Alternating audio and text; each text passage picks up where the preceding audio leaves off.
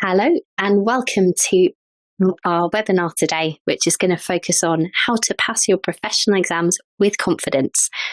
During our roughly hour today, I'll be talking through some strategies that you can use to help you get more confident with the material in your exams and feel confident walking into that exam situation as you take your exams.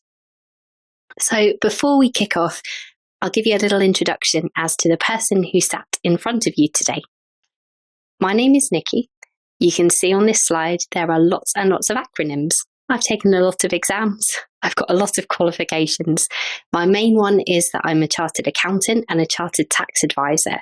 So I've gone through not one, but two sets of level 7 qualifications. A lot of what we'll talk about today, I'll pepper it through with some of my strategies that I personally used and also link them back to research and what we know works for students.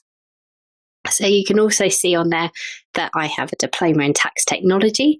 I've got my exercise to music level 2 and my personal training level 3. So like to mix it up. It's not all about the hard studying with the accounting and the tax. In terms of my career to date, I've spent just over a decade and a half working at the Big Four. So my primary focus has been VAT, value added tax, for those not in the know, and also looking at tax technology. I also spent a year teaching at Kaplan, or you might know it as the Financial Training College, where I was training accountants in their ACA studies. So I've got varied experience, and I'm using that going forward in my role now, which is coach and trainer, primarily to tax professionals. So helping students through their exams, and then once they get them, what happens afterwards.